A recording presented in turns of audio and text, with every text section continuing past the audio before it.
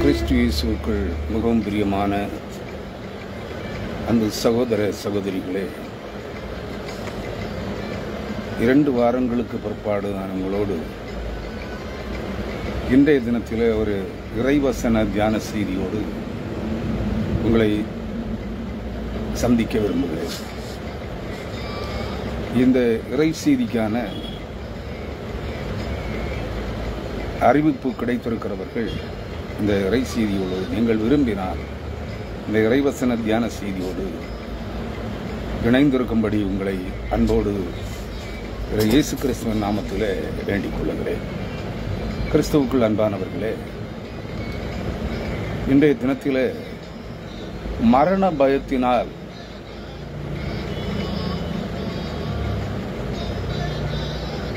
அழுகையும் விண்ணப்பமும் அல்லது மரண பயத்தோடு கூடிய அழுகையின் ஜெபம் என்கிற தலையங்கத்தில் ஒரு இறைவசன தியான செய்தியை நான் உங்களோடு பகிர்ந்து கொள்ள விரும்புகிறேன். என்னவெனில், யூதாவின் ராஜாவாக இருந்த எசேக்கியா அரசனுடைய விண்ணப்பம். இதை நீங்கள் பல முறை கேள்விப்பட்டிருக்கலாம்.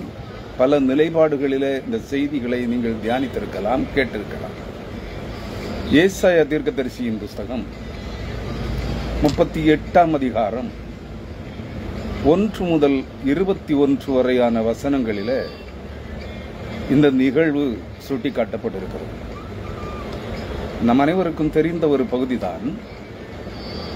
பழைய ஏற்பாடு புத்தகத்தின் வேதாகமத்தின் நிகழ்வுகளை கற்றுக்கொள்ள விரும்புகிற அனைவருக்கும் இது தெரிந்த ஒரு நிகழ்வு. அதிலிருந்து சில ஒரு 6 வசனங்களை நான் உங்களோடு பகிர்ந்து கொள்ள விரும்புகிறேன். இன்றைய காலகட்டத்தில் அநேக இறை மக்கள் மட்டுமல்ல, கிறிஸ்துவை ஏற்றுக்கொள்ளாத அநேக பூமியின் ஜனங்கள் கூட தங்கள் மரண கட்டுகளில் கட்டப்பட்டிருக்கிற அந்த கொடிய மரணத்திற்கு தங்களை இழுத்து செல்லுகின்ற கொடிய வியாதிகளில் சிக்கொண்டு வேதனைப்பட்டு கண்ணீர் விட்டு கதறுகின்ற சில நேரங்களிலே தேவனை நோக்கி கதறுவதுண்டு. தங்களுக்கு தேவன் இன்னார் என்று தெரியாவிட்டாலும் தாங்கள் இவ்வுலகத்தின் தங்கள் மனித கரங்களால் மனிதர்களால் உருவாக்கப்பட்ட தெய்வங்களை தெய்வங்கள் என்று சொல்லி வழிபட்டு கொண்டிருந்த மக்கள் கூட, வழிபட்டு கொண்டிருக்கிற மக்கள் கூட சிலைகளிலே மனித கரங்களால் உருவாக்கப்பட்ட சிலை வடிவங்களிலே அல்லது மனிதர்களால் மந்திர தந்திர வித்தைகளினால் உருவேற்றப்பட்டு யாகங்கள் ஹோமங்கள் நடத்தப்பட்டு சிலைகளிலே உருவேற்றப்பட்டிருக்கிற மரித்த மனிதாவிகளை, அதாவது வேதம் சொல்லுகிற கண்ணோட்டத்திலே சொல்வதானால் செத்த தேவர்களும் மாண்ட ராட்சதர்களும் ரெண்டும் ஒரே அர்த்தம்தான். செத்த தேவர்கள் என்றால் வேதாகமத்திலே விழுந்து போன தேவதூதர்கள் சங்கரிக்கப்பட்டவர்கள் செத்த தேவர்கள். அந்த செத்த தேவர்களுக்கும் பூமியின் மனுஷகுமாரத்திகளுக்கும் பிறந்த ஒரு கூட்டம் ராட்சத புத்திரர்கள், மனிதர்களும் அல்ல தேவர்களும் அல்ல, ராட்சத புத்திரர்கள். அவர்களும் மாண்டவர்கள், ஜலப்பிரளயத்திலே மாண்டவர்கள். இவர்களுக்கு பிறந்த சந்ததிகளை, மரித்த மனிதர்களை சிலைகளிலே விக்கிரகத்தோப்புகளிலே கல்லறைகளிலே ஜபித்து மந்திரித்து யாகங்கள் ஹோமங்கள் மூலமாய் மந்திர தந்திர வித்தைகளை அரங்கேற்றி அந்த மரித்து போன மனித ஆவிகளை, விழுந்து செத்த தேவர்களின் ஆவிகளை, மாண்ட ராட்சதர்களின் ஆவிகளை சிலைகளிலே உருவேற்றி அதை தங்கள் தெய்வங்கள் என்று வழிபட்டுக் கொண்டிருக்கிறார்கள். இத்தகைய தேவர்களிடத்திலும் அவர்கள் அழுகிறார்கள், மண்ணிலே விழுந்து புரளுகிறார்கள், மண்ணை தின்று பார்க்கிறார்கள். மண்ணை தின்று களிமண்ணை தின்று தண்ணீரை குடித்து பார்க்கிறார்கள் வியாதிகள் குணமாவதற்கு. எங்கும் ஓடிவிட்டு மருத்துவமனைகளுக்கு செல்கிறார்கள். மருத்துவமனைகளிலும் கைவிடப்படுகின்ற நேரங்களிலே தாங்கள் அறிந்திராத தேவனை, யார் மெய்யான தேவன், இந்த வியாதியை என்னை விட்டு விலக்குகிறவர் யார் என்று சொல்லி அழுது புலம்பி கண்ணீர் வடித்து ஜெபிக்கிற மன்றாடுகிற மக்களை நாம் பார்க்கிறோம், மனிதர்களை நாம் பார்க்கிறோம். அவர்கள் உண்மையாக ஜீவனுள்ள தேவன் ஒருவர் உண்டு என்று நம்பி அவரை கை கொள்ளுகின்ற போது, அவரை நோக்கி கதறுகின்ற போது, அவர்கள் ஒருவேளை தங்கள் அறிந்திராமல் இருக்கலாம். ஆனால் அந்த தேவன் மெய்யாகவே அவர்களுக்கு இறங்குகிறார். அவர்கள் யாராக இருந்தாலும் சரி, மாற்று மத மாச்சரியங்களை பின்பற்றி வந்தவர்களாக இருந்தாலும் சரி, கிறிஸ்தவத்தை, கிறிஸ்து இன்னார், ஜீவனுள்ள தேவன் இன்னார் என்று அறிந்து கிறிஸ்துவை ஏற்றுக்கொண்டு அவரையே ஆராதித்து வந்தவர்களாக இருந்தாலும் சரி, தங்களுடைய பழைய குலதெய்வங்களை, முன்பு சொன்ன செத்த தேவர்கள், மாண்டராட்சதர்கள், மரித்த மனிதர்களுடைய ஆத்துமா ஆவிகளை தெய்வம் என்று வழிபட்டு வந்தவர்களாக இருந்தாலும் சரி, அவர்கள் இப்பொழுது கிறிஸ்தவர்களாக மதம் மாறிவிட்டவர்களாக இருந்தால், அவர்கள் அதோடு கூட தங்களுடைய பழைய குலதெய்வங்களை, தங்களை தாங்களே ரட்சித்துக் கொள்ள திராணியற்ற சபிக்கப்பட்ட செத்த தேவர்கள், மாண்டராட்சதர்கள், துஷ்ட மனிதர்கள், இவர்களுடைய ஆவிகளையும் தொழுது கொண்டு அவைகளுக்கும் பலி செலுத்திக் கொண்டு மந்திரவாதிகளுக்கு கூலி கொடுத்து அவைகளை கொண்டு மாய வித்தைகளை, மாந்திரிக வித்தைகளை அரங்கேற்றி அவைகளையும் நடப்பித்துக் கொண்டே கிறிஸ்துவையும் ஆராதித்துக் கொண்டிருக்கிறவர்களாக இருக்கிறார்கள். இப்படிப்பட்டவர்களுக்கு நோய் குணமாவதில்லை. நீங்கள் அதை புரிந்து கொள்ள வேண்டும். உண்மையாக எல்லா தீய பழக்க வழக்கங்களையும், தீய நடத்தைகளையும், கெட்ட பழக்க வழக்கங்களையும், பேய்களுக்கு, பிசாசுகளுக்கு, பூதங்களுக்கு, மரித்த மனிதர்களுக்கு, செத்த தேவர்களுக்கு, மாண்டராட்சதர்களுக்கு தூபங்காட்டுதலையும் அவைகளை நம்பி வழிபடுவதையும் விட்டு விலகி மாய வித்தைகள், சூனிய வித்தைகள், மாந்திரிக வித்தைகள், துதி ஆராதனைகள், அதாவது அந்நிய ஆவிகள், அசுத்த ஆவிகளுக்கு துதி செலுத்தி ஆராதனை செய்கிற, ஜபிக்கிற இப்படிப்பட்ட காரியங்கள் அனைத்தையும் விட்டு விலகி ஆண்டவராகிய இயேசு கிறிஸ்து என் பாவங்களை சுமந்திருக்கிறார், என் சாபங்களை சுமந்திருக்கிறார், என் மரண கட்டுகளை அவர் சிலுவையிலே சுமந்து வெற்றி சிறந்திருக்கிறார், என்னை நித்திய மரணத்தின் பிடியிலிருந்து என்னை மீட்டு விடுதலையாக்க சிலுவையிலே ரத்தம் சிந்தி மரித்திருக்கிறார். அந்த ஆண்டவராகிய இயேசு கிறிஸ்து மெய்யாகவே என் கொடிய வியாதியை, என்னை ஆட்கொண்டிருக்கிற கொடிய வியாதியை குணப்படுத்துவார் என்று ஒரு கடுகளவு விசுவாசம், மலையளவு விசுவாசம் வேண்டாம், கடுகளவு, அத பூரணமுள்ள கடுகு, பொக்கை கடுகு அல்ல, பதர் அல்ல, ஒரு கடுகு, கடுகளவு, அளவைத்தான் சொல்லி இருக்கிறது, ஒரு கடுகு அளவு. அந்த கடுகு பூரணமானது. உன்னுடைய விசுவாசம் அந்த கடுகை போன்று பூரணமாக இருக்க வேண்டும். சந்தேகப்படுதல் கூடாது. எல்லா தெய்வங்களும் 33 கோடி தேவர்களும் கைவிட்டு விட்டார்கள். என் குல தெய்வங்களும் கைவிட்டு விட்டன. உலக விஞ்ஞானம் அறிவிலே தேறி மிகுந்த உலக மருத்துவர்களும் கைவிட்டு விட்டார்கள். இனி எனக்கு ஒரே வழி, மரித்து உயிர்த்தெழுந்த, மரித்து ரத்தம் சிந்தி, சிலுவையிலே ரத்தம் சிந்தி மரித்து உயிர்த்தெழுந்த இயேசு கிறிஸ்து மட்டுமே, அவருடைய ரத்தம் மட்டுமே, அவருடைய தாயங்களின் தழும்புகள் மட்டுமே, அவருடைய தூய ஆவி மட்டுமே என்னை விடுதலையாக்கும், என்னை குணமாக்கும் என்கிற அந்த பூரணமான கடுகுக்கு ஒப்பான பூரணமான விசுவாசம், சந்தேகமற்ற, இதுவோ அதுவோ என்று எண்ணக்கூடாத சந்தேகமற்ற விசுவாசம், பூரண உறுதியான நம்பிக்கை உங்களை குணம். இங்கே பாருங்கள், இந்த பகுதி என்ன சொல்லுகிறது? இந்த நம்பிக்கையோடு இந்த செய்தியை கேளுங்கள். நீ எப்பேற்பட்ட கொடிய வியாதியினால், நீ அலைக்கழிக்கப்பட்டு வேதனைப்பட்டு கண்ணீர் விட்டு கதறிக்கொண்டு மரண பயத்தினால் முட்டி மோதி அழுது கொண்டு நீ ஏகுலப்பட்டுக் கொண்டிருக்கிறாய் என்றால் உன் தேவனாகிய கர்த்தரை நோக்கிப்பார்.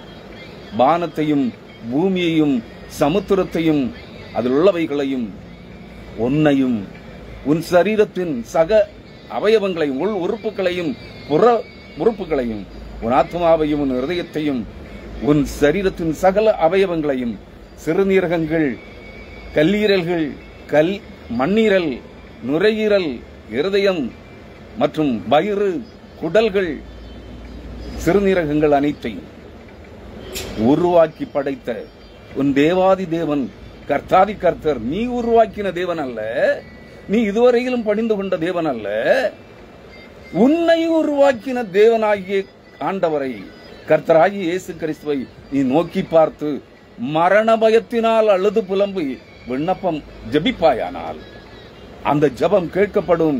அந்த ஜெபத்தை அவர் கேட்கிறவராக இருக்கிறார். உன் கண்ணீரை காண்கிறவராக இருக்கிறார்.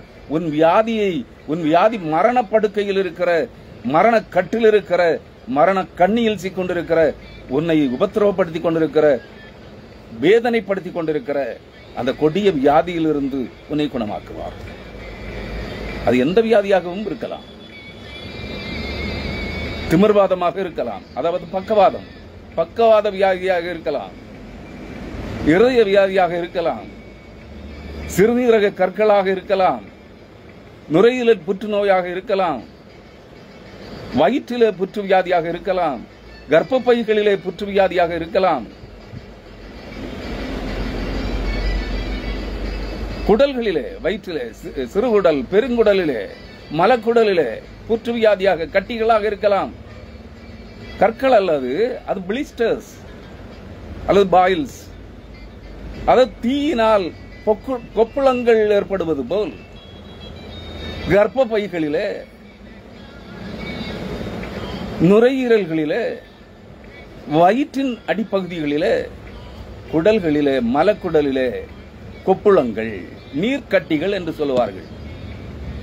கொப்புளங்கள் அதாவது தீயினால் வெந்த புண் வெந்து கொப்புளம் வருகின்ற போது அந்த கொப்புளத்தை ஒரு ஊசியால் நீ குத்திவிட்டால் உள்ளிருந்து நீர் வடியும் தண்ணீர், அதான் நீர்க்கட்டிகள், பாயில்ஸ் அல்லது பிளிஸ்டர்ஸ் என்று சொல்லுவோம். கிறிஸ்துவுக்குள் அருமையானவர்களே, இப்படிப்பட்ட அது கட்டி என்ற அங்கு கல்லை போல் இருக்கிறது என்று எண்ணிக்கொள்ளாதீர்கள். அது கட்டிகளாக மாறும் காலம் செல்லுகின்ற போது. அந்த கொப்புளங்கள் அதான் ஆங்கிலத்தில் டியூமர்ஸ் அல்லது கேன்சர், கார்சினோமா என்றெல்லாம் சொல்லுவார்கள். பாலிசிஸ்டிக் பிளிஸ்டர்ஸ் என்றெல்லாம் சொல்லுவார்கள். இவைகளெல்லாம் கேன்சர், அதாவது புற்று வியாதிகள். வேதாகமத்தில் அந்த புற்று வியாதி பிளவை என்று சொல்லப்படுகிறது. வேதாகமத்தில் பெயர்கள் என்ன? பாயில்ஸ் ஆர் பிளிஸ்டர்ஸ் ஆர் பிளவை நோய் என்று சுட்டிக்காட்டப்படுகிறது. அதான் நான் அந்த பகுதியை தான் இன்றைய செய்தியிலே நான் எடுத்துக்கொண்டிருக்கிறேன். இன்றைய இறைவசன தியான செய்தியாக ஏசாயா தீர்க்கதரிசியின் புஸ்தகம் 38ஆம் அதிகாரம் 1 முதல் 5 வரையான வசனங்களையும் 21ஆம் வசனத்தையும் நான் உங்களோடு படித்து காண்பிக்க விரும்புகிறேன். ஜபத்தோடு இருங்கள், இறை நம்பிக்கையோடு இருங்கள், உங்கள் வியாதிகள் குணமாகும். நீங்கள் இந்த வார்த்தைகளுக்கு கீழ்ப்படிய வேண்டும். கடுகளவு விசுவாசம் உனக்கு இருந்தால், கடுகளவு என்றால் ஒரு சிறிய அளவு இல்லையா, ஒரு மைக்ரோ மில்லிகிராம் அல்லது ஒரு மைக்ரோ மில்லிமீட்டர், அந்த அளவுக்கு உனக்கு அந்த கடுகு, அது கடுகு போன்ற பூரணமான, உறுதியான, முழுமையான விசுவாசம் உனக்கு இருக்க வேண்டும். இந்த வியாதி உன்னை விட்டு குணமாகும். எந்த வியாதியாக இருந்தாலும், அது புற்று வியாதியா, கேன்சரா, கர்ப்பப்பை புற்று வியாதியா, கொப்புளங்களா, சிறுநீரக கற்களா, கல்லீரல் கற்களா, நுரையீரல் கொப்புளங்களா, எதுவாக இருந்தாலும், எந்த வியாதியினால் அவஸ்தைப்பட்டுக் கொண்டிருக்கிறாயோ, அந்த வியாதி உன்னை கொன்று போடும் என்று எண்ணிக்கொண்டிருக்கிறாயோ, அந்த வியாதியின் கொடூரத்தினால் உனக்கு மரணம் உன்னை சந்திக்கப் போகிறது என்று பயந்து நடுங்கிக் கொண்டிருக்கிறாயோ, நடுக்கத்தை விட்டுவிடு. அழுகையோடும் புலம்பலோடும் உன் தேவனாகிய கர்த்தரை நோக்கிப்பார். இங்கே யூதாவின் அரசன் எசேக்கியா தான் மரித்து போவேன் அந்த பிளவை வியாதியினால் தன் சரீரத்திலே அவனை அவதிக்குள்ளாக்கி கொண்டிருக்கிற அந்த பிளவை என்று சொல்லப்படுகிற அந்த புற்று வியாதியினால் தான் மரித்து போவேன் என்ற செய்தியை கேட்டபோது அவன் சுவர்புறமாக தன் முகத்தை திருப்பி ஆண்டவரை நோக்கி, தன் தேவாதி தேவனை நோக்கி, தன்னை இஸ்ரவேலின் யூதாவுக்கு அரசனாக மாற்றின யாவே யெகோவா இயேசு கிறிஸ்து என்னும் தேவனை நோக்கி கதறுகிறான், புலம்பி அழுகிறான். சுவர்புறமாக, மனிதர் காணாதபடி சுவர்புறமாக தன் முகத்தை திருப்பி தேவனை நோக்கி அழுது புலம்பி ஜெபிக்கிறான். நன்றாக படியுங்கள், கேளுங்கள். ஏசாயா 38 அதிகாரம் 1, 2, 3, 4, 5 ஆகிய வசனங்களோடு 21 வசனத்தையும் சேர்த்து படிக்கிறேன். அந்நாட்களில் எசேக்கியா வியாதிப்பட்டு மரணத்துக்கு ஏதுவாக இருந்தான். அப்பொழுது ஆமோஸின் குமாரனாகிய ஏசாயா என்னும் தீர்க்கதரிசி அவனிடத்தில் வந்து அவனை நோக்கி, யாரை நோக்கி? எசேக்கியா அரசனை நோக்கி, நீர் உமது வீட்டு காரியத்தை ஒழுங்குபடுத்தும், நீர் பிழைக்க மாட்டீர், மரித்து போவீர் என்று கர்த்தர் சொல்லுகிறார் என்றான். அப்பொழுது எசேக்கியா 2 வசனம், ஏசாயா 38 அதிகாரம் 2 வசனம். அப்பொழுது எசேக்கியா தன் முகத்தை சுவர்புறமாக திருப்பிக் கொண்டு கர்த்தரை நோக்கி, 3 வசனம், ஆ கர்த்தாவே, நான் உமக்கு முன்பாக உண்மையும் மன உத்தமமுமாய் நடந்து உமது பார்வைக்கு நலமானதை செய்தேன் என்பதை நினைத்தருளும் என்று விண்ணப்பம் பண்ணி எசேக்கியா மிகவும் அழுதான்.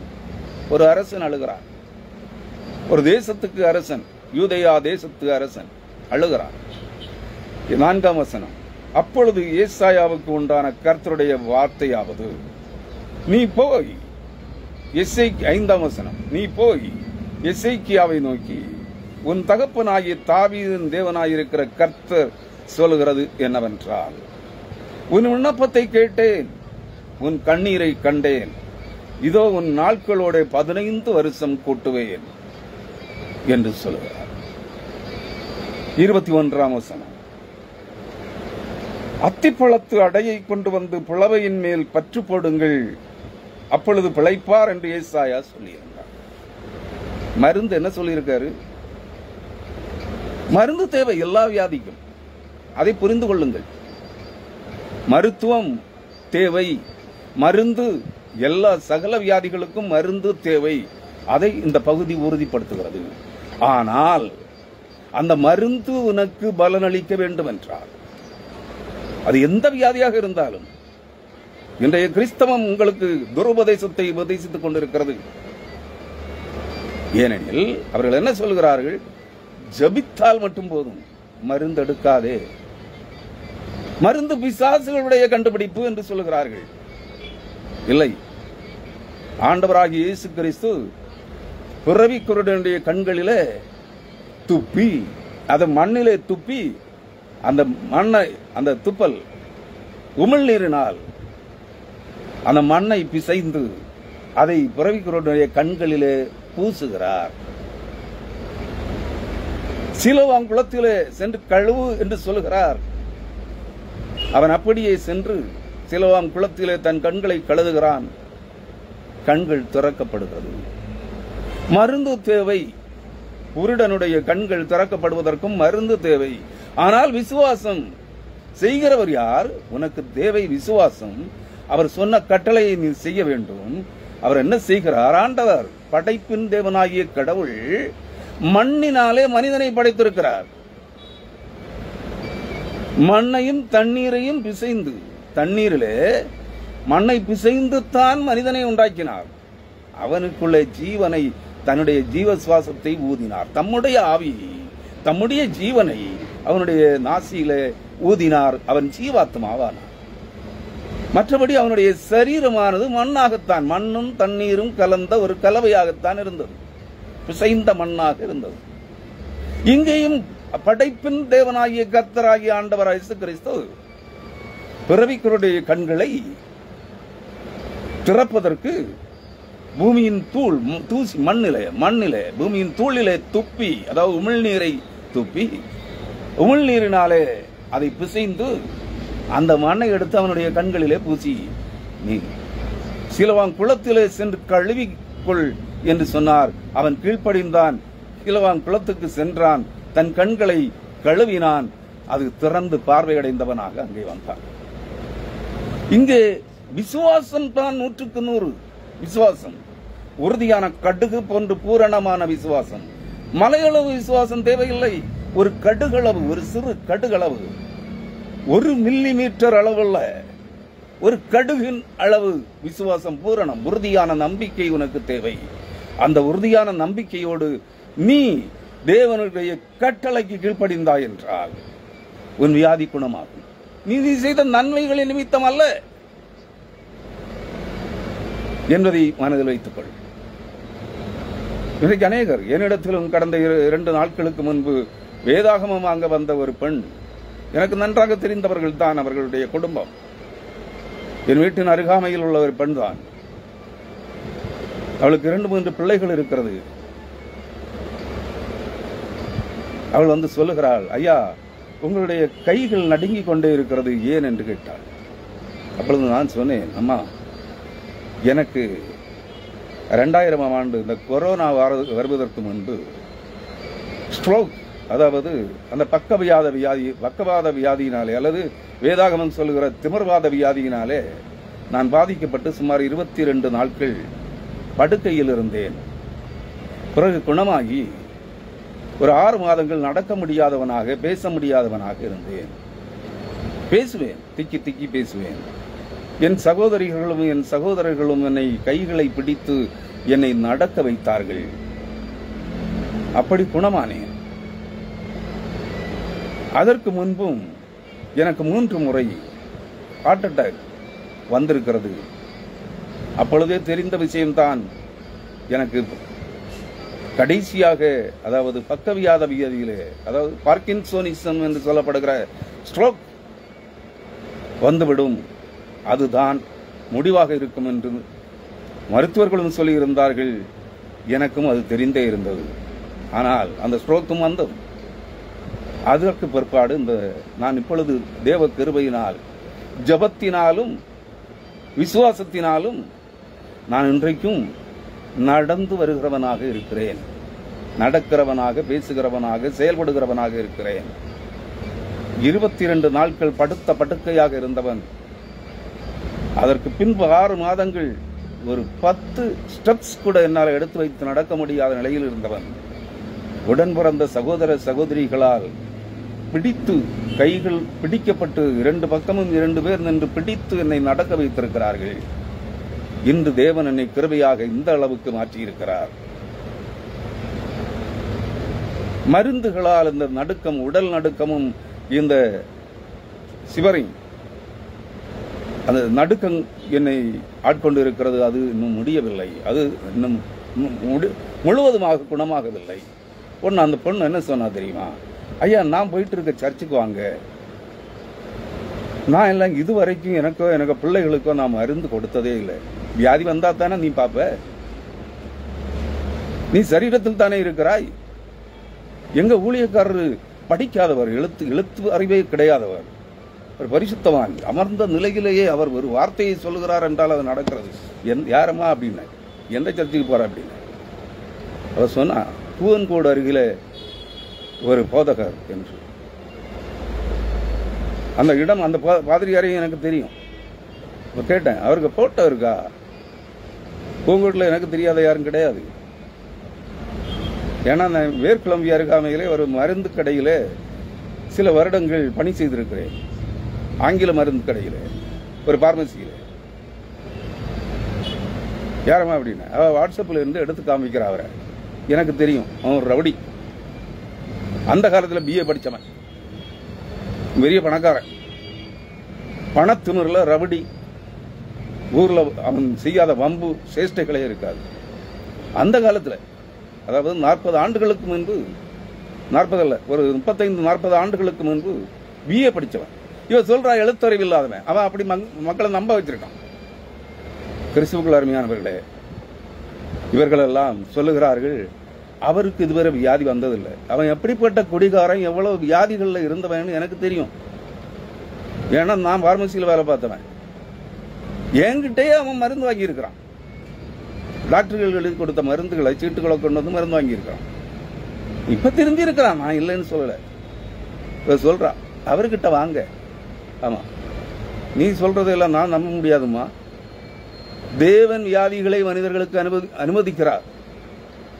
அவர்களை சுத்திகரிப்பதற்காக, அவர்களை மனம் திரும்ப வைப்பதற்காக, அவர்கள் கிறிஸ்துவை ஏற்றுக்கொள்ள செய்வதற்காக தேவன் அனுமதித்த வியாதிகளையோ நோய்களையோ எந்த மனிதனாலும் குணமாக்க முடியாது. அனுமதித்தவர் அதற்கான காலத்தையும் நிர்ணயித்திருக்கிறார்.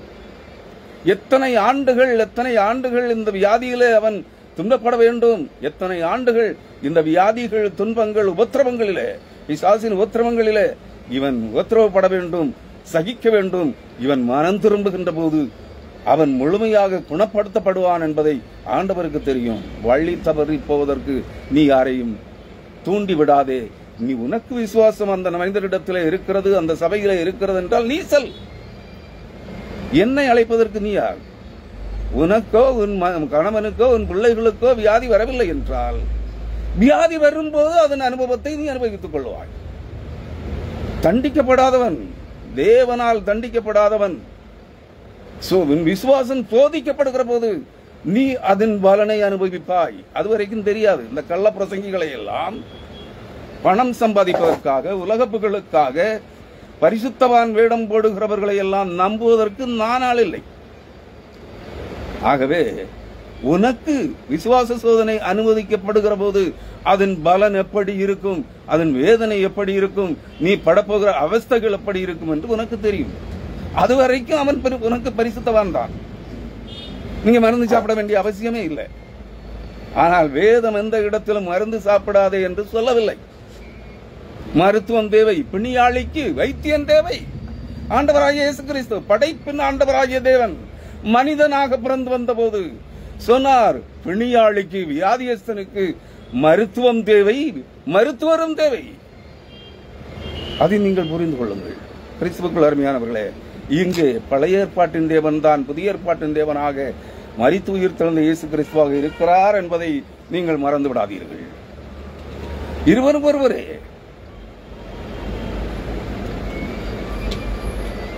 யாவே யெகோவா எல் எலோஹீம் என்கிற தேவன் தான் மனிதகுமாரனாக, மனிதனாக பிறந்து வந்து உனக்காக எனக்காக கல்வாரி சிலுவைகளை ரத்தம் சிந்தி மரித்து உயிர் தெழுந்தவர். உன் வியாதிகளை, நோய்களை சுமந்தவர். உன் பாரங்களை, பாவ பாரங்களை, உன் துன்பங்களை, உபத்திரவங்களை சிலுவையிலே சுமந்து தீர்த்தவர். உனக்காக ரத்தம் சிந்தினவர். நீ அதை ஏற்றுக்கொள்ளவில்லை என்றால் நிச்சயமாக எந்த வியாதியும் குணமாக்கப்படாது, எந்த பாவமும் உனக்கு மன்னிக்கப்படாது. உனக்காக ரத்தம் சிந்தி மரித்து உயிர் தெழுந்த இயேசு கிறிஸ்துவை நீ விசுவாசிக்க வேண்டும். அவர் சிந்தின ரத்தமே உன் பாவங்களை மன்னிக்கும். இவ்வுலகத்தின் தண்ணீர், நீ பேசுகிற விளங்காத பேச்சு, அந்நிய பாசைகள், தண்ணீர் முழுக்கு உன்னை பாவமர அழுக்கற கழுவாது, உன் விசுவாசத்தை மேன்மைப்படுத்தாது. இது வஞ்சகம். அதை நினைத்துக் கொள்ளுங்கள். கிறிஸ்துவுக்குள் அருமையானவர்களே, அந்நிய பாசைகள் உங்களை குணமாக்காது, தீர்க்க தரிசனங்கள் உங்களை குணமாக்காது, முழுக்கு ஸ்நானங்கள் உங்களை குணமாக்காது. எத்தனை ஆயிரம், எத்தனை லட்சம் பேர் முழுக்கு ஸ்நானம் கொடுக்கிறவர்களும் கொடுத்தவர்களும் மருத்துவமனைகளிலே படுத்திருக்கிறார்கள் என்பது உங்களுக்கு தெரியுமா? மறுபடி பிறந்தோம், முழுக்கி ஸ்நானம் எடுத்து அந்நிய பாஷை அடையாளத்தோடு அபிஷேகம் பெற்று ரட்சிப்பை பெற்று மறுபடி பிறந்துவிட்ட எத்தனை போலி பரிசுத்தவான்கள், எத்தனை திருடர்கள், எத்தனை கொள்ளைக்காரர்கள், எத்தனை ஏமாற்று பேர் வழிகள் படுத்த படுக்கையிலே குணமாக்க ஆளின்றி செத்து விழுந்து மரித்துக் கொண்டிருக்கிறார்கள். தெரியுமா உங்களுக்கு? மக்களை ஏமாற்றாதீர்கள்.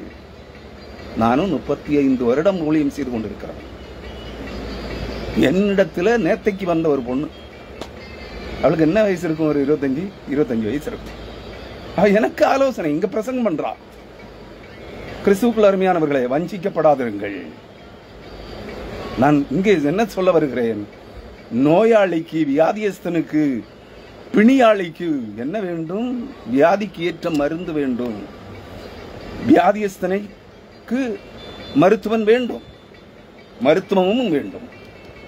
அதை தேவன் பழைய ஏற்பாட்டிலும் உறுதிப்படுத்துகிறார், புதிய ஏற்பாட்டிலும் உறுதிப்படுத்துகிறார். நன்றாக புரிந்து கொள்ளுங்கள். பவுல் அப்போஸ்தலன் கேட்டான், ஆண்டவரே, அவனுக்கு தாங்க முடியாத உபத்திரவம் வலி, இந்த உபத்திரவத்தில் இருந்த பலவீனம், அவனை பலவீனப்படுத்துகிற ஒரு ஆவி அவனை உபத்திரவப்படுத்துகிறது. எந்த வியாதியா இருந்தாலும் அதுக்கு பின்னாடி என்ன இருக்கு? பிசாசினுடைய செயல்பாடு இருக்கிறது. எந்த வியாதியாகவும் இருக்கட்டும்,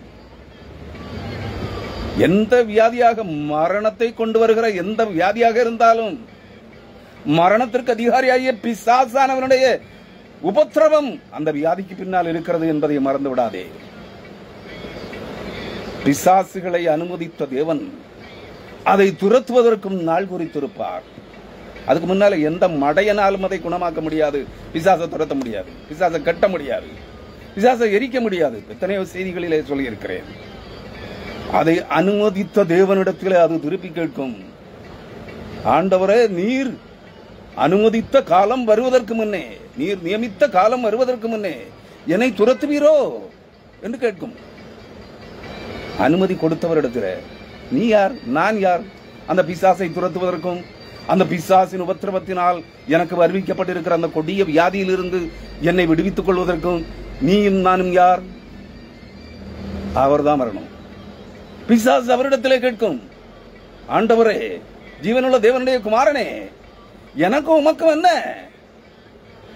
எனக்கு அனுமதிக்கப்பட்டிருக்கிற காலம் வரும் முன்னே நீர் என்னை இந்த மனிதனுடைய சரீரத்திலிருந்து விரட்டுவீரோ, துரத்துவீரோ என்று கேட்கும். நன்றாக மனதில் வைத்துக் கொள். 3000 முதல் 6000த்திற்கு அதிகமான பிசாசுகள் ஒரு மனிதனுடைய சரீரத்திலே குடிகொண்டிருந்தது. ஆண்டவராகிய இயேசு கிறிஸ்து அந்த பிசாசுகளிடத்திலே இவனை விட்டு போங்கள் என்று மறைமுகமாக கூறியிருக்கிறார். அவைகள் அவரை எதிர்கொண்டு வருகிறது. வந்து, ஆண்டவரே, எங்கள் காலம் வரும் முன்னே, அதாவது எங்களுக்கு நீர் அனுமதித்த காலம், இந்த மனிதனுடைய சரீரத்திலே குடியிருப்பதற்கு, இவனை உபத்திரவப்படுத்துவதற்கு, இவனை வேதனைப்படுத்துவதற்கு, எங்களுக்கு நீர் கட்டளையிட்ட அனுமதித்த அந்த காலம் முடிவதற்குள்ளே நீர் எங்களை இந்த மனிதனுடைய சரீரத்திலிருந்து வெளியே போக துரத்துவீரோ என்று கேட்கிறது. நீ புரிந்து கொள். ஒவ்வொரு மனிதனுக்கும் அவன் உபத்திரவப்படுத்தப்படுகிறான் என்றால் அவன் அக்கினி குகையிலே புடமிடப்படுகிறான். அவனுடைய ஆத்மா, அவனுடைய ஆவி, ஆத்மா, சரீரம் பிசாசுகளின் கொடிய உபத்திரவங்களுக்குள்ளே அனுமதிக்கப்பட்டு அவனுடைய சரீரம் பாதிக்கப்படுகிறது. யோபுவை நினைத்துக் கொள்ளுங்கள். யோபுவை போன்ற நீதிமான்கள் நம்மில் யாரும் இல்லையே, உங்களில் யாரும் இல்லையே. இந்த காணிக்கை பொறுக்கி ஊழியக்காரர்களிலே ஒருவனும் இல்லையே. யோபுவையே சோதிக்கும்படி சாத்தானுக்கு அதிகாரம் கொடுத்தவர். எத்தனை ஆண்டுகள் ஓட்டை எடுத்து தன் உடலை சொரிந்து கொண்டு இருந்தான். கொட்டிய வியாதி. அவர் அனுமதித்த போது மட்டும்தான் அது அவனை விட்டு விலகி போனது. சாத்தான் அவனை விட்டு விலகி போனான். அவனுடைய வியாதிகள் குணமானது. அவன் பிள்ளைகள் 7 குமாரத்திகளும் 3 குமாரர்களும், அவருடைய பிள்ளைகளும் மாண்டு போனது, கொல்லப்பட்டனர் ஒரே நாளில். நீ என்ன நினைத்துக் கொண்டிருக்கிறாய்? தேவன் உன்னை புடமிடுகிறார், உன்னை உபத்திரவத்திற்குள்ளாக்கி இருக்கிறார். உன்னை உன் விசுவாசத்தை, கிறிஸ்து இயேசுவின் மேல் இருக்கிற இறையின் நம்பிக்கையின் விசுவாசத்தை சோதிப்பதற்காக உன்னை அனுமதிக்கிற போது தான் தெரியும் அந்த உபத்திரவம் என்னென்ன கொடிய வியாதிகளை, நோய்களை, வேதனைகளை உனக்கு கொண்டு வரும் என்று. கிறிஸ்துவுக்குள் அருமையானவர்களே, ஒன்றை மற்றும் மக்களை திசை திருப்பி கிறிஸ்துவை பற்றும் விசுவாசத்தில் இருந்து வழிவி போகும்படி அவர்களை இங்கே வா, அங்கே வா, அங்கே ஒரு ஊழியக்கார பரிசுத்தவான், காணிக்கை பறிக்கிற பரிசுத்தவான் உன்னை குணமாக்குவான் என்றெல்லாம் சொல்லாதே. உன் விசுவாசம் சோதிக்கப்படுகிற போது அப்பதான் தெரியும் நீ யாரை பின்பற்றி கொண்டிருக்கிறாய். உனக்கு போதனை செய்து கொண்டிருக்கிறவன் யார்? சத்தியத்தை சொல்லணும். இதுதான் சம்பவிக்கும். எவன் சொல்றான்? சொல்ல மாட்டான். வசனம் என்ன சொல்கிறது அதை மட்டுமே கற்பிக்க வேண்டும். வியாதி உன்னை தொடாது, வாதை உன்னை அணுகாது என்று ஒன்று ஒப்பாரி வைத்து ஜெபம் பண்ணி உன்னை உணர்ச்சி வசப்பட செய்வதல்ல ஊழியம். வியாதியும் உன்னை தூண்டும், பிசாசும் பாதையும் உன்னை அணுகும்.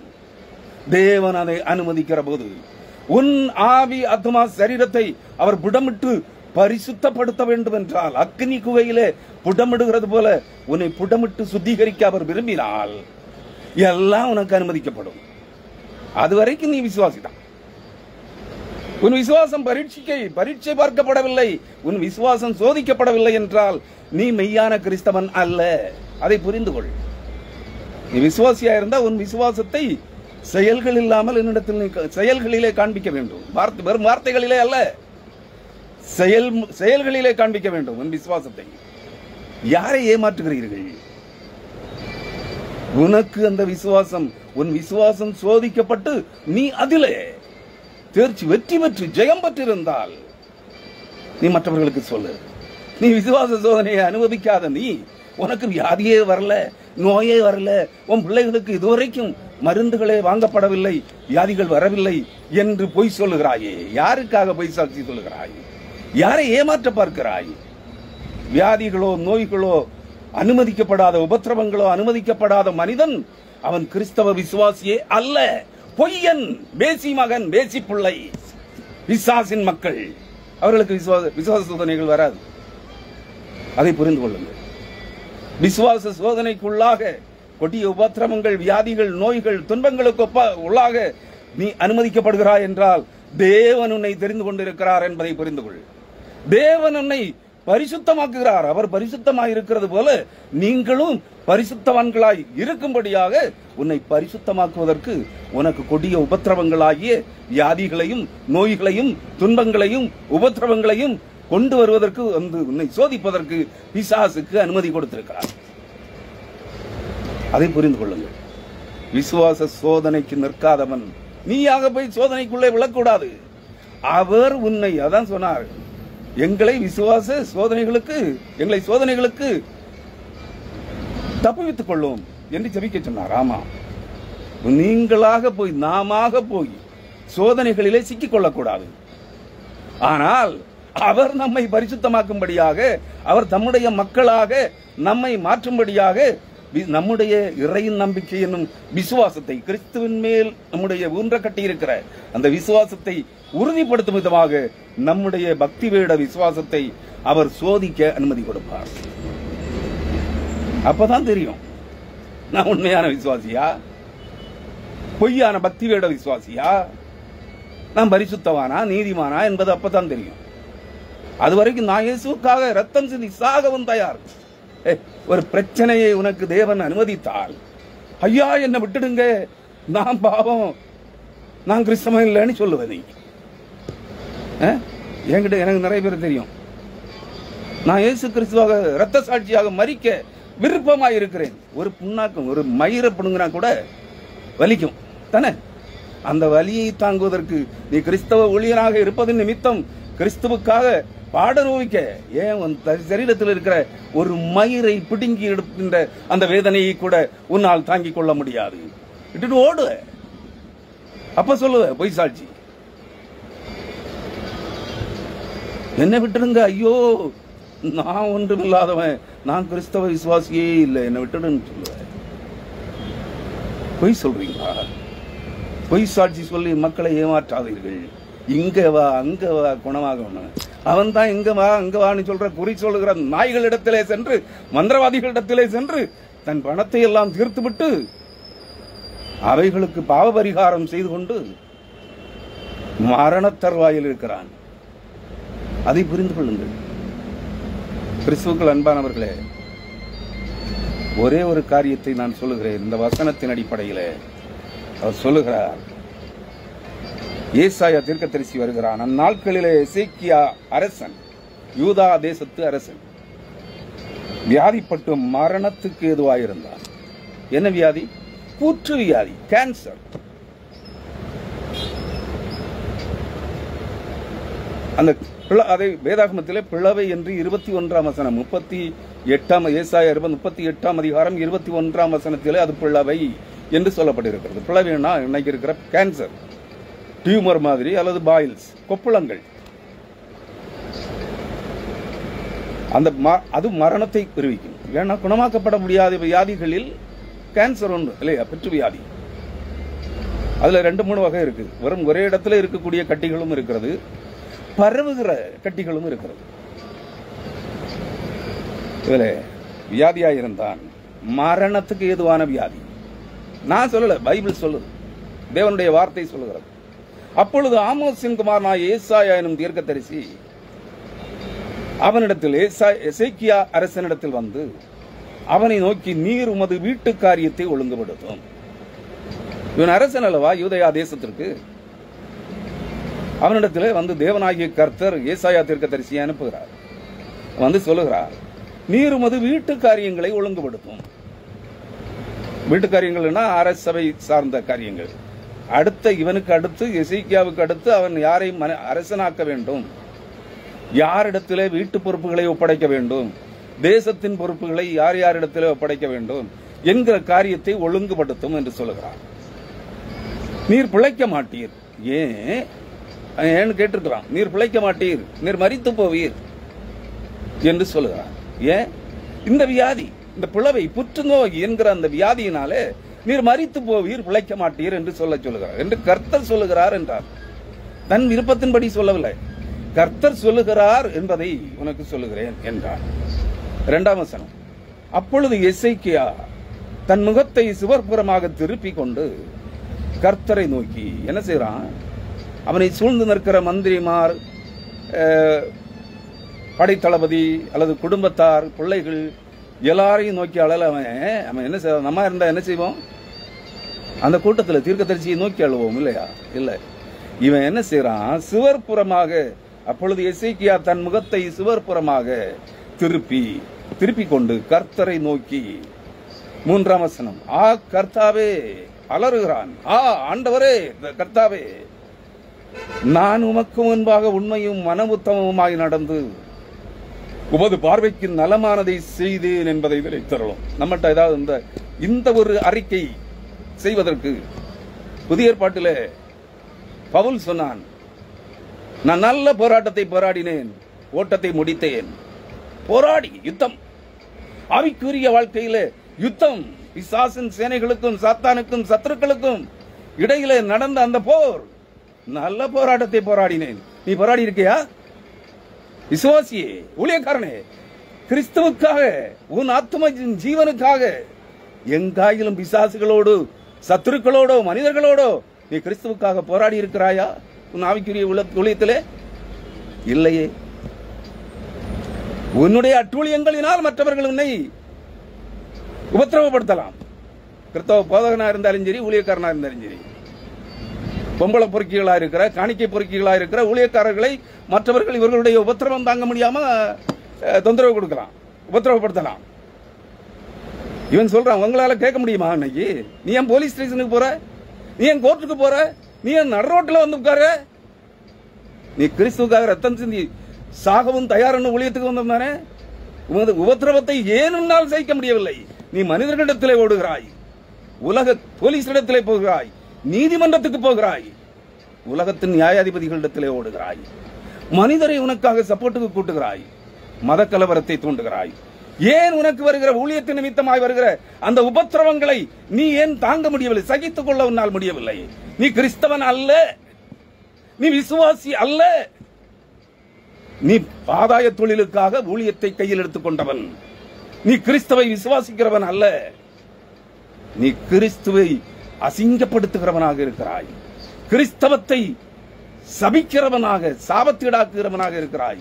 கிறிஸ்தவர்களுக்கு கேடு உண்டாக்குகிறவனாக இருக்கிறாய்.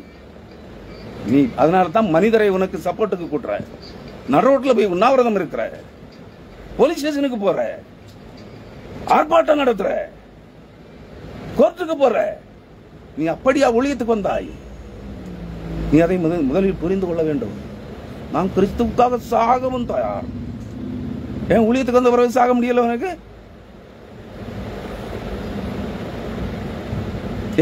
அவன் அடிச்சா நீ வாங்க கூடாதா? நீ உன்னுடைய தவறுகளின் நிமித்தமாய், உன்னுடைய ஏமாற்று வித்தைகளின் நிமித்தமாய் நீ காயப்படுத்தப்படுகிறாய். நீ சோதனைக்கு நீ விலை கொடுத்து வாங்கிவிட்டாய். நீ கதறுகிறாய், ஆர்ப்பாட்டம் செய்கிறாய், கலகம் உண்டாக்குகிறாய். நீ ஊழியக்காரன் அல்ல, நீ கிறிஸ்தவனே அல்ல என்று நான் உனக்கு சொல்லுகிறேன். கிறிஸ்துவுக்குள் அருமையானவர்களே, நீ கிறிஸ்துவுக்காக ஊழியத்துக்கு வரவில்லை, பணம் சம்பாதிப்பதற்காக வந்தாய், ஆதாய தொழிலுக்காக வந்தாய், கிறிஸ்துவின் நாமத்தை தூசிக்கிறவனாக இருக்கிறாய். அதனால் உனக்கு உபத்திரவங்கள் வருகிறது. அதை புரிந்து கொள். இங்கே எசேக்கியா அரசன் சொல்லுகிறான், கர்த்தாவே, என் ஆண்டவரே, என் தேவனே, நான் உமக்கு முன்பாக உண்மையும் மன உத்தமமாய் நடந்து உமது பார்வைக்கு நலமானதை செய்தேன் என்பதை நினைத்தருளும். புரியுதா? உன்னால் இந்த அறிக்கையை செய்ய முடியுமா? இந்த வார்த்தைகளை சொல்லி உன்னால் ஜெபிக்க முடியுமா? முடியாது. புதிய ஏற்பாட்டிலே பவுல் அப்போஸ்தலன் சொன்னான், நல்ல போராட்டத்தை, அதாவது கிறிஸ்துவின் நாமத்து நிமித்தம், நற்செய்தி பணியின் நிமித்தம் நல்ல போராட்டத்தை போராடினேன். எவைகளோடு? துஷ்ட மனிதர்களோடும் பிசாசுகளோடும் ஆவிக்குரிய யுத்தத்திலே நல்ல போராட்டத்தை போராடினேன், ஓட்டத்தை முடித்தேன். இது முதல் எனக்காக ஜீவ கிரீடம் வைக்கப்பட்டிருக்கிறது. நான் மறுபடி பிறந்து விட்டேன் என்று அவன் சொல்லவில்லை. நான் நித்திய ஜீவனை பெற்றுவிட்டேன், மரணத்தை வென்றுவிட்டேன் என்று சொல்லவில்லை பவுல். ஆனால் பொறுக்கிகளே, கள்ள ஊழியக்காரர்களே, கள்ள பரிசுத்த காணிக்கை பறிக்கிற பரிசுத்தவான்களே, என்ன சொல்லுகிறீர்கள்? நாங்கள் மறுபடி பிறந்து விட்டோம். மரணத்தை வென்றவன் தான். சாத்தானின் மேலும் பிசாசுகளின் மேலும் சத்துருக்களின் மேலும் மரணத்தின் மேலும் வியாதிகளின் மேலும் துன்பங்களின் மேலும் உபத்திரவங்களின் மேலும் வெற்றி பெற்றவன் தான் சொல்ல முடியும், நான் மரணத்தை வென்று விட்டேன், நான் மறுபடி பிறந்து விட்டேன் என்று. எந்த பயடா மறுபடி பிறந்திருக்க? எல்லாம் காணிக்கை பொறுக்கிகளா இருக்கிறீர்கள். பணம் கோடிக்கணக்கில் கிறிஸ்துவின் நாமத்தை சொல்லி ஊழியத்தை சொல்லி பணம் சம்பாதித்துக் கொண்டிருக்கிறீர்கள். உங்களிடத்தில் நீங்கள் மறுபடி பிறந்தீர்களா?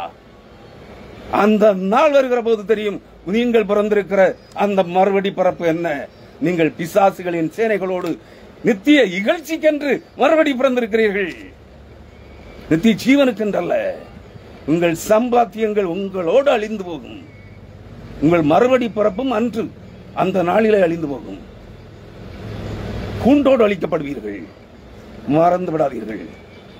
கிறிஸ்துவுக்குள் அருமையானவர்களே, இங்கே சொல்லுகிறான் எசேக்கியா அரசன், கர்த்தாவே, நான் உமக்கு முன்பாக உண்மையும் மனமுத்தமுமாய் நடந்து உமது பார்வைக்கு நலமானதை செய்தேன் என்பதை நினைத்தருளும் என்று சொல்லி விண்ணப்பம் பண்ணி எசேக்கியா மிகவும் அழுதான். தன்னுடைய உண்மை தன்மையை, தன்னுடைய யதார்த்த நிலைப்பாட்டை தேவ சமூகத்திலே கூறிவிட்டு, ஓரிரு வார்த்தைகளிலே கூறிவிட்டு அவருடைய சமூகத்திலே மிகவும் அழுதான்.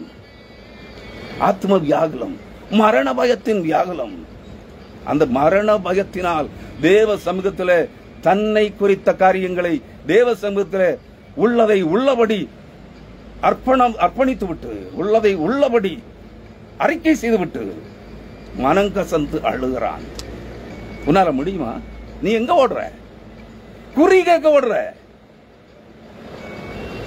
ஒரு கள்ள தீர்க்கதரிசிக்கு காசு கொடுத்து குறி கேட்க போற, எனக்கு என்ன சம்பவிக்கும்? அல்லது மந்திரவாதி இடத்துல போற, அல்லது உன்னால் உன்னுடைய மூதாதையர்களால் கைகளினால் உருவாக்கப்பட்ட உன்னுடைய குலதெய்வங்களிடத்திலே மண்டியிடுகிறாய். நீயும் சொல்லுகிற நானும் பரிசுத்தவான் என்று.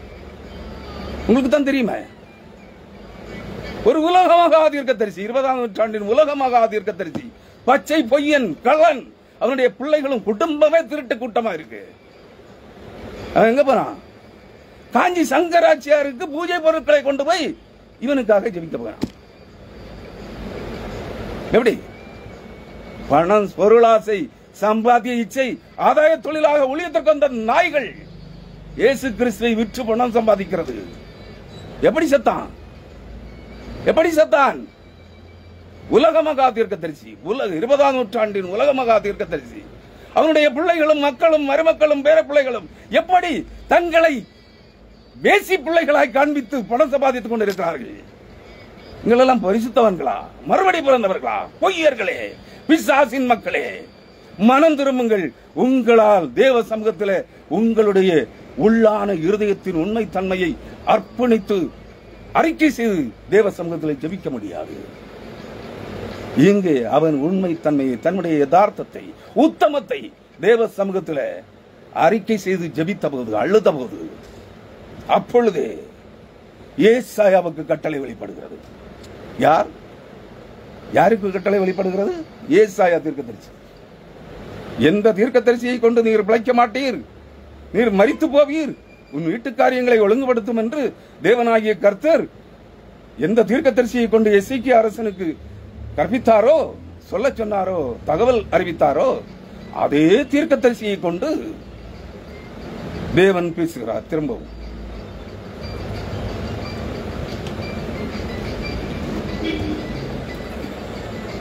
என்ன சொல்லுகிறார்? 4ஆம் வசனம். அப்பொழுது ஏசாயாவுக்கு உண்டான கர்த்தருடைய வார்த்தையாவது, நீ போய், 5ஆம் வசனம், நீ போய் எசேக்கியாவை நோக்கி, அதாவது யூதாவின் அரசனாகிய எசேக்கியாவை நோக்கி, உன் தகப்பனாகிய தாவீதின் தேவனாயிருக்கிற கர்த்தர் இந்த காரியங்களை உனக்கு சொல்ல சொன்னிருக்கிறவர் யார்? நீ ஜெபித்த ஜெபத்தை கேட்டது யார்? உன் தகப்பனாகிய, இவன் யாருடைய வம்சாவளியில் வந்தவன்? யூதாவின் அரசனாகிய தாவீது, தேவனுடைய இருதயத்திற்கு ஏற்றவனாகிய தாவீது அரசனுடைய வழிமரபில் வந்த யூதாவுக்கு அரசனான இந்த எசேக்கியா அரசனுக்கு சொல்லுகிறார், உன் தகப்பனாகிய தாவீதின் தேவனாயிருக்கிற கர்த்தர் சொல்லுகிறது என்னவென்றால், யார் தேவன்? யார் தேவன்? ஆபிரகாம், ஈசாக்கு, யாக்கோபு என்பவர்களின் தேவனும் தாவீது அரசனுடைய தேவனுமாயிருக்கிற கருண் தேவனாகிய கர்த்தர் சொல்லுகிறார். அவர்தான் ஆண்டவராகிய இயேசு கிறிஸ்து. நீ அதை புரிந்து கொள்ள வேண்டும். சொல்லுகிறது என்னவென்றால், உன் விண்ணப்பத்தை கேட்டேன், உன் கண்ணீரை கண்டேன். என்ன சொல்றாரு? ஜஸ்ட் ஒரு வார்த்தைங்க. என்ன சொல்லியிருக்கான்? ஒரு வசனம். ஒரு வசனத்துல பாதி பகுதி தான் இருக்கு, ஒரு சென்டென்ஸ் தான் இருக்கு. கர்த்தாவே, நான் உமக்கு முன்பாக உண்மையும் மன உத்தமமுமாய் நடந்து உமது பார்வைக்கு நலமானதை செய்தேன் என்பதை நினைத்தருளும். இவ்வளவுதான் ஜெபிச்சிருக்கான். உன்னாலும் என்னாலும் இதே வார்த்தைகளை சொல்ல முடியுமா? நீ எவ்வளவு தகுடுத்தம் பண்ணியிருப்ப? உன் ஊழியத்தின் நிமித்தம், உன் விசுவாசத்தின் நிமித்தம் எவ்வளவு போக்கிர்த்தனம் பண்ணியிருப்ப? நீ உன் சரீரத்தை நீயே கெடுத்தளித்திருப்பாய். தேவனுடைய ஆலயமாக தேவன் தெரிந்து கொண்ட உன்னுடைய சரீரத்தையும் உன் ஆத்மாவையும் உன் இருதயத்தையும் மதுபானத்தினால், வேசித்தனத்தினால், விபச்சாரத்தினால், பொருளாசையின் பண ஆசையின் விக்கிரக ஆராதனையினால், பண ஆசையும் பொருளாசையும் விக்கிரக ஆராதனை, பொன்னும் வெள்ளியும் பணமும் விக்கிரகம், இதற்காக நீ இயேசு கிறிஸ்துவையே விற்று பணம் சம்பாதித்தவன். என்ன ஜெயிப்பாய்? இவன் சொல்லுகிறான், உண்மையும் நான் உமக்கு முன்பாக உண்மையும் மனமுத்தமுமாய் ஆனதை செய்தேன் என்பதை நினைத்தருளும். நீ என்ன செய்திருப்ப? அடுத்தவனுக்கு துஷ்டத்தனத்தை உடைய கையினால் குத்துகிறதற்கு உபவாசம் இருந்திருப்பாய். உன் அடையல் வீட்டுக்காரனை, அவன் சொத்தை உனக்கு, உன் கோவிலுக்கென்று, உன் பணி, உன் ஆலயத்திற்கென்று, உன் ஊழியங்களுக்கென்று நீ கொள்ளையடிப்பதற்கு அடுத்த வீட்டுக்காரனுக்கு நீ 41 நாள் 90 நாள் உபவாசம் இருந்து அவனை அழிக்கிறதுக்கும், அவனுக்கு சொத்தையும் அவனுக்கு வீட்டையும் கட்டிடத்தையும் நீ அபகரித்துக் கொள்வதற்கு, துஷ்டத்தனத்தை உடைய கையினால் குத்துகிறதற்கு உபவாசம் இருந்திருப்பாய். புரியுதா? நீ எப்படி எவ்வளவு யோக்கியங்கிறது தெரியுதா உனக்கு? எத்தனை பேரை கைக்கூலி கொடுத்து அடிக்க வச்சிருப்ப, எத்தனை பேரை காயப்படுத்த, கொலை செய்ய நீ கூலிப்படைகளை வைத்திருப்பாய். நீ ஒரு நாள் எப்படி ஜெபம் பண்ண முடியும்? நீ ஜெபித்தால் உன் ஜெபம் உன் வீட்டுக்கு கூரைக்கு மேல போகாதையா? தேவன் முகம் திரும்பி பார்க்க மாட்டார். நீ உன் சரீரத்தை கெடுத்து அளித்திருப்பாய். மதுபானம், சாராயம், பிராண்டி, போதை பாக்கு, போதை பொருட்கள், கஞ்சா, அபின், இதையெல்லாம் சாப்பிட்டு உன் வயிற்றை நீயே அழித்திருப்பாய். பெருந்தீனி கண்ட இடத்துல எல்லாம் சாப்பிட்டிருப்ப, கண்டவ கூட எல்லாம் படுத்திருப்ப. இதையெல்லாம் சொல்லி ஜெபம் பண்ணுவியா? நீ யதார்த்தவானாக இருந்தாய். உன்னால் உன் குடும்பத்தினருக்கு வந்த உபத்திரவங்கள், நீ குடும்பத்தினரை, உன் மனைவி மக்களை எவ்வளவு உபத்திரவப்படுத்தி இருப்பாய். உன்னை பெற்றவர்களை எவ்வளவு கேவலப்படுத்தி இருப்பாய். உன்னை பெற்றவர்களும் உன் குடும்பத்தாரும் நீ இணைந்து எத்தனை வீட்டுக்காரங்களுக்கு, உனக்கு பிடிக்காத அத்தனை பேருக்கு, எத்தனை பேருக்கு ஏவல் பிசாசுகளை அனுப்பியிருப்பாய். எவ்வளவு உபத்திரவம் கொடுத்திருப்பாய். உன் ஜெபத்தை தேவன் கேட்க வேண்டுமா? மனம் திரும்பு. நீ செய்த அனைத்து அட்டூழியங்களையும் நீ உனக்கும், உன் மனைவி மக்களுக்கும், உன் வீட்டாருக்கும், பிரத்தியாருக்கும் அயல் வீட்டுக்காரர்களுக்கும் செய்த அனைத்து அட்டூழியங்களையும் தேவ சமூகத்தில் அறிக்கை செய். நீ உணர்வடைய வேண்டும், நீ மனம் திரும்ப வேண்டும், அனைத்தையும் விட்டு விலக வேண்டும். விலகி ஜெபம் பண்ணு. அந்த ஜெபத்தை தேவன் கேட்பார். உன் பாவ அறிக்கையை அவர் கேட்பார். நீ மனம் திரும்பி வியாதி குணப்படுவதற்காக மட்டும், உன் மரணம் உன்னை விட்டு விலகி போவதற்காக மட்டும் ஜெபிக்காதே. மனம் திரும்பினது போல் நடிக்காதே. இன்றைய கிறிஸ்தவம் நடித்துக் கொண்டிருக்கிறது. இன்றைய கிறிஸ்தவர்களுடைய விசுவாசம் பக்தி வேடமாக இருக்கிறது. உங்களுடைய பக்தி வேட ஜபங்களை, கண்ணீரை, கோத்திரங்களை, அழுகையை, அல்லேலியா, சோத்திரம், துதி, ஆராதனைகளை, ஆடல் பாடல்களை தேவன் விரும்புவதில்லை. அவர் ஏறிட்டும் பார்க்க மாட்டார். செவிகளை அடைத்துக் கொள்ளுவார், முகத்தை திருப்பிக் கொள்ளுவார், கண்களை மூடிக்கொள்ளுவார். உங்கள் ஜபங்கள் உங்கள் வீட்டு கூரைக்கு மேல் போகாது. அதை புரிந்து கொள்ளுங்கள். ஆனால் எசேக்கியா அரசனுடைய அந்த ஒரு வேண்டுதல், ஓரிரு வார்த்தைகள், நான் உமக்கு முன்பாக உண்மையும் மனபுத்தமுமாய் நடந்து உமது பார்வைக்கு நலமானதை செய்தேன், இவ்வளவுதான் என்பதை நினைத்தார்கள். இதுக்கு மேல அவன்கிட்ட பாவம் இல்லை. அதனால் அந்த விண்ணப்பத்தை, அவனுடைய அழுகையின் கண்ணீரை கர்த்தர் கண்டார், கர்த்தர் கேட்டார். அதுதான் சொல்றார், நீ போய் எசேக்கியாவை நோக்கி, உன் தகப்பனாகிய தாவீதின் தேவனாயிருக்கிற கர்த்தர் சொல்லுகிறது என்னவென்றால், உன் விண்ணப்பத்தை கேட்டேன். நீ மனம் கசந்து அழுது, மரண பயத்தினால் அழுது ஜெபித்த உன் விண்ணப்பத்தை கேட்டேன். ஓரிரு வார்த்தைகள் தான், அதை கேட்டேன். உன் கண்ணீரை கண்டேன். இதோ உன் நாட்களோட, உன் ஆயுளின் நாட்களோட 15 வருஷம் கூட்டுவேன். நீ இப்போது சாவதில்லை. அவரே தான் முன்னாடி சொன்னார். நியாய தீர்ப்புகளை மாற்றுகிறவர் தேவன், தண்டனை தீர்ப்புகளை மாற்றுகிறவர் தேவன் என்பதை இந்த நிகழ்விலே நீ புரிந்து கொள். தேவனுனை பல மாதங்களுக்கு, பல ஆண்டுகளுக்கு உன்னை தண்டித்திருக்கலாம், பிசாசின் கையிலே ஒப்புக் கொடுத்திருக்கலாம். நீ விபச்சாரனாக இருந்தபடியினால், நீ வேசிக்கள்ளனாக இருந்தபடியினால், நீ விபச்சாரியாக இருந்தபடியினால். ரோமருக்கு எழுதின நிருபத்திலே என்ன நினைக்கிறேன், பரிசுத்த பவுல் சொல்லுவாரே, தன் தகப்பனுடைய மனைவியோட ஒருவன் விபச்சாரம் செய்கிறான், புற ஜாதிகளிடத்திலும் இப்படிப்பட்ட அருவருப்பை கேள்விப்பட்டதில்லை. அவன் மனம் திரும்புவதற்காக, அவனுடைய ஆத்மாவின் ரட்சிப்புக்காக அவனை சாத்தானுக்கு ஒப்புக் கொடுக்க வேண்டும் என்று கட்டளையிடுகிறேன் என்று சொல்லுவார். ஆம், சாத்தானுக்கு உங்களை ஒப்புக் கொடுக்கிறார் என்றால், சாத்தான் உங்களை சோதிப்பதற்கும் உங்களை புடமிடுவதற்கும் தேவன் ஒப்புக் கொடுக்கிறார் என்றால், இது ஒரு காரணம். உன் விபச்சாரம், உன் வேசித்தனம், உடன் பிறந்தவர்களோடு வேசித்தனம் செய்திருப்பாய், அடுத்தவன் மனைவியோடு விபச்சாரம் செய்திருப்பாய், உன் சபையின் மக்களோடு கொளுத்த ஆடுகளை வேட்டையாடி விபச்சாரம் செய்திருப்பாய். இதையெல்லாம் உன்னால சொல்லி ஜெபிக்க முடியுமா? ஜெபிக்க முடியுமா? இல்லைன்னா தேவன் உன் வேண்டுதலை, உன் விண்ணப்பத்தை, உன் கண்ணீரை, உன் அழுகையை நோக்கி பார்க்க மாட்டார். உன் மரண பயத்தினால் நீ அலறி சத்தமிடுகிற போது அவர் பாராமுகமாயிருப்பார்.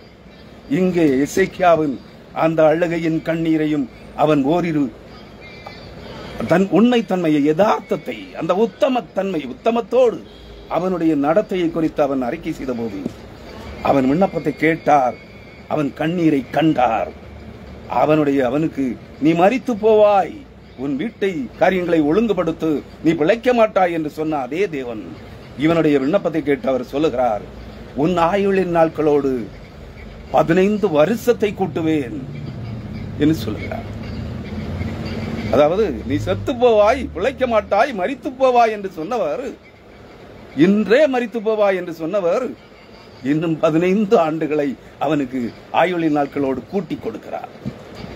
தான் நியாய தீர்ப்புகளை மாற்றுகிற தேவன், தண்டனை தீர்ப்புகளை மாற்றுகிற தேவன். மரணத்தின் நியாய தீர்ப்பை, அவனுக்கு தண்டனை தீர்ப்பாக கொடுக்கப்பட்ட அந்த மரணத்தை, நியாய தீர்ப்பை மாற்றுகிற தேவன். பாருங்கள் எவ்வளவு நீதி உள்ளவர்.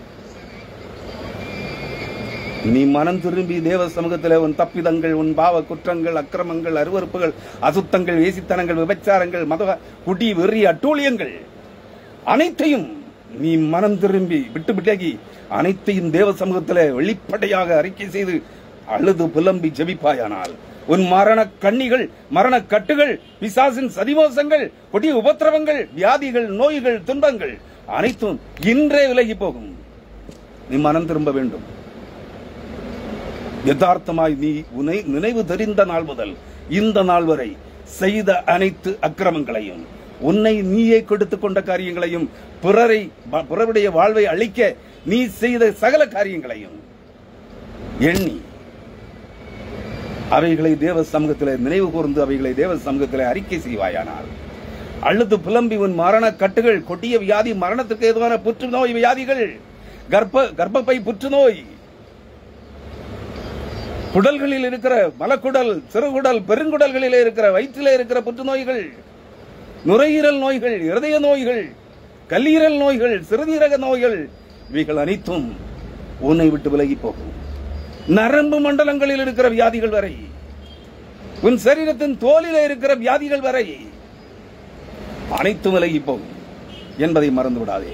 சும்மா நோய் விலகிறதுக்காக போய் நான் மனம் திரும்ப மாட்டேன், நான் பழையபடி விக்கிரகாராதனை தான் செய்வேன், செத்த தேவர்களுக்கும் மாண்ட ராட்சதர்களுக்கும் மரித்த மனுஷ ஆவிகளுக்கும் தெரு வீதிகளிலே வழியோரங்களிலே இருக்கிற விக்கிரக தோப்புகளில் எல்லாம் காணுங்களெல்லாம் மண்டியிடுவேன், அங்கே காணிக்கை செலுத்துவேன், அங்கே பூஜை செய்வேன், அவைகளை விழுந்து புரண்டு மண்டியிட்டு அவைகளுக்கு பலியிடுவேன், அவைகளை நக்குவேன் என்று சொல்லிக் கொண்டிருந்தாயானால், காணுகிற ஆலயங்கள், தேவாலயங்கள் என்று, சபைகள் என்று பெயர் பெற்ற எல்லா அசுத்தாவிகளின் பிசாசுகளின் குடியிருப்புகளிலும் பாபிலோனின் அசுத்தாவிகள், பாபிலோனின் வழிதப்பி திரியப்படுகிற வேசித்தனாவிகள் குடியிருக்கிற அனைத்து கோவில்களிலும் கிறிஸ்தவ சபைகளிலும் சென்று நான் அல்லேலியா சோத்திரம் சொல்லுவேன் என்று சொல்லிக்கொண்டே நான் திருடுவேன், கொள்ளையடிப்பேன், விபச்சாரம் பண்ணுவேன், மதுபானம் குடிப்பேன் என்று செய்து கொண்டிருப்பாய் என்றால் தேவன் உன் ஜபத்தை கேட்க மாட்டார், உன் மரண கட்டுகளை அகற்றவும் மாட்டார்.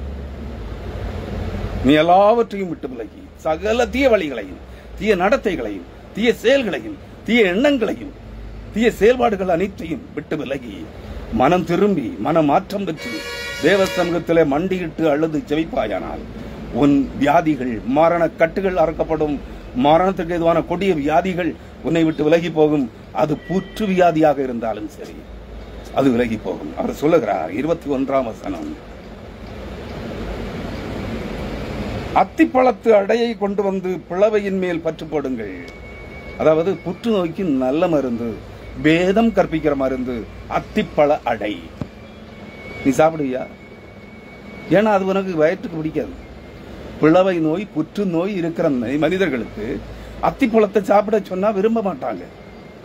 ஒரு நாள் சாப்பிட்டு பார்ப்பாங்க, ஐயா இது வேண்டாம் ஐயா, எனக்கு பிடிக்கல அப்படிம்பாங்க. அவர் என்ன சொல்லுகிறார்? அத்திப்பழத்து அடையை கொண்டு வந்து பிளவையின் மேல் பற்று போடுங்கள், அப்பொழுது பிழைப்பார் என்று ஏசாயா சொல்லி இருந்தார். இதுவும் தேவன் சொன்னதுதான். ஏசாயா தீர்க்கதரிசிக்கு தேவன் கற்பித்த காரியம். வியாதிக்கு என்ன வேணும்? மரணக்கட்டுக்கு, மரணத்திற்கு நேராக வியாதிப்பட்டு மரணத்துக்கு எதுவாக இருக்கிற பிளவை, புற்றுநோயினால் வியாதிப்பட்டு அவஸ்தைப்பட்டு மரணத்துக்கு எதுவாக இருக்கிற மரணத்தை கொண்டு வருகிற அந்த புற்று வியாதியை குணப்படுத்துவதற்கு உன் விசுவாசமும் உன் விசுவாச அறிக்கையும் விசுவாசத்தின் உறுதிப்பாடும், விசுவாச சோதனையில் ஜெயம் பெறுகிற அந்த விசுவாசம் உறுதிப்பாடும் அத்திப்பழ அடையும் மருந்தாக இருக்கிறது. அவர் சொல்லுகிறார், அன்பான சகோதரனை சகோதரியே, பொய் வார்த்தைகளை நம்பாமல் உன்னை பரவசப்படுத்துகிற பொய் சாட்சிகளையும், பொய் வார்த்தைகளையும், புரட்டு உபதேசங்களையும், நயவஞ்சகமான புரட்டு உபதேசங்களையும் நம்பாமல் சத்திய வசனம் கற்பிக்கிறவைகளை நீ விசுவாசித்து உன் தேவனாகிய கர்த்தர் பேரில் நம்பிக்கையாய் உறுதியாய் இருந்து கடுகளவு விசுவாசம், கடுகு மலை போன்றதல்ல, ஒரு 1 மில்லிமீட்டர் விட்டமுள்ள ஒரு கடுகு, எல்லார் வீட்டிலையும் இருக்கும். அந்த கடுகை கையில் எடுத்துப்பார். அந்த கடுகு எவ்வளவு பூரணமானது, உன்னால உடைக்கும், கையினால உடைக்க முடியாது கடுகை. அதான் அது அவ்வளவு பூரணமான உறுதித்தன்மை உள்ளது. உன் கிறிஸ்து இயேசுவின் மேல் நீ வைத்திருக்கிற உறுதி ஆனது உன் வீட்டில் இருக்கிற ஒரு சிறு கடுகை போன்ற உறுதி, பூரணமும் முழுமையும் உறுதியுமான விசுவாசமாக இருக்க வேண்டும். உன் வியாதி, உன் ஜபம், உன் கண்ணீரின் ஜபம், உன் அழுகை, உன் மரண பயத்தினால் பயந்து நடுங்கிக் கொண்டிருக்கிற உன்னுடைய மரண பயத்தின் பயங்கள் விலகி போகும். அந்த கட்டுகள் அறுக்கப்படும். சொல்லுகிறார், காலம் முழுவதும், ஜீவகாலம் முழுவதும். எபிரேயர்ல வரும்னு நினைக்கிறேன், வசனத்தை தெளிவாக ஞாபகம் இல்லை. ஜீவகாலம் முழுவதும் மரண பயத்தினால் கட்டுண்டிருந்தவர்களை விடுதலையாக்கும்படி அவர் கல்வாரி சிலுவையிலே பாடுபட்டு ரத்தம் சிந்தி மரித்து உயிர்த்தெழுந்தார். எதற்காக? ஜீவகால பரியந்தம் மரண பயத்திலே கட்டப்பட்டிருந்த உன்னை மரண பயத்திலிருந்து மீட்டு விடுதலையாக்கும்படியாய் அந்த தேவாதி தேவன் எசேக்கியா அரசனுடைய புற்றுவியாதியை குணப்படுத்தின தேவன் அவர் மரணக்கட்டை அறுத்து அவனுக்கு 15 ஆண்டுகள் ஆயுள் காலத்தை கூட்டிக் கொடுத்த தேவன் உன் மரணக்கட்டை அறுக்கும்படியாய் மனிதனாக இந்த பூமியிலே வந்து உனக்காக உன் மரணத்திலிருந்து உன்னை மரணத்தின்படியிலிருந்து பாவத்தின்படியிலிருந்து மீட்டு விடுதலையாக்கும்படியாய் கல்வாரி சிலுவையிலே பாடுபட்டார், ரத்தம் சிந்தினார், மரித்தார், உயிர் தெழுந்தார். அவர் உனக்காக சிலுவையில் சிந்தின அந்த ரத்தம் உன் பாவங்களை மன்னிக்கும், உன் வியாதிகளை குணமாக்கும், உன்னை உயிர்ப்பிக்கும், உன் ஜீவகாலத்தை கூட்டும், உன் ஆயுள் காலத்தை நித்திய ஜீவனுக்கென்று அவர் கூட்டி எழுதுவார் என்பதை மறந்துவிடார். இதை நம்பு, விசுவாசி, இன்றே குணப்படுவாய். ஆமென். கர்த்தருடைய பரிசுத்த நாமத்திற்கு மகிமை உண்டாவதாக. ஹல்லேலூயா. ஆமென்.